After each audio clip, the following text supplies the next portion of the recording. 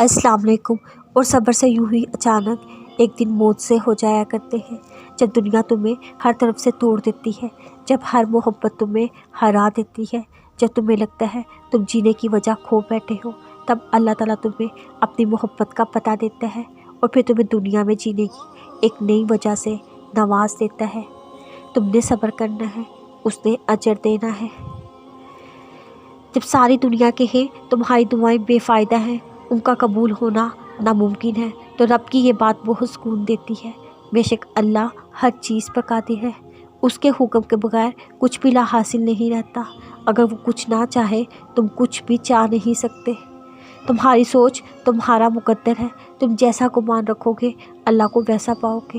جیسے درد آنکھ میں ہوتا ہے منظر میں نہیں، ویسے ہی جس سکون کو تم دوسروں میں تلاش کرتے ہو وہ سکون تم سے ایک سجدے کی دوری پر ہے۔ جب دل اللہ کی محبت کا عادی ہو جائے پھر دنیا کی رنگینیوں کا دلوں پر کچھ اثر نہیں رہتا۔ اگر تمہارا درد رات بھر تمہیں سونے نہیں دیتا تو جان لو اللہ تمہارا منتظر ہے، اس کو ابھی بھی تمہاری دعاؤں کا انتظار ہے۔ ابھی کچھ نہیں بگڑا، جاؤ اس سے دعا مانگو، ابھی بھی اس سے وہ مانگو جو تمہیں ناممکن لگتا ہے۔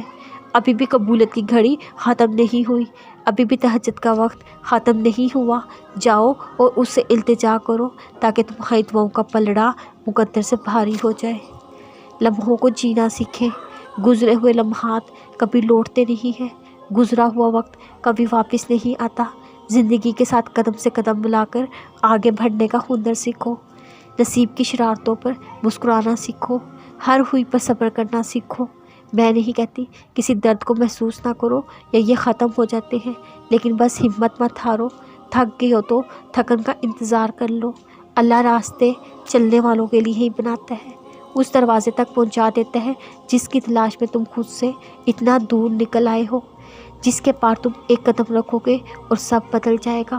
دکھ تو بس مختصر بہانے ہوتے ہیں زندگی کا مقصد سمجھانے کے لیے۔ زندگی کی لذتیں آزمائشوں مشکلات سے گزرنے کے بعد ہی سمجھ آتی ہیں۔ یہ باتیں تمہیں فرشتہ تو بنا دیں گی مگر انسان نہیں، انسان بس درد اور تڑپ سے بنتا ہے۔ فجر اور تہجد خاموش نمازیں ہیں، ان میں بہائے گئے آنسوؤں کی شدت صرف اللہ ہی دیکھتا اور سنتا ہے۔ بس یہی وجہ ہے ان نمازوں میں مانگی دعائیں بہت اثر رکھتی ہیں، یہی وجہ ہے ان نمازوں کو ادا کرنے کے بعد دل کو بہت سکون آ جاتا ہے۔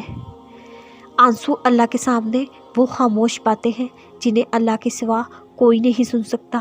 بے شک ٹوٹے دلوں اور گرتے آنسوں کی قیمت اللہ کے سوا کوئی نہیں جانتا۔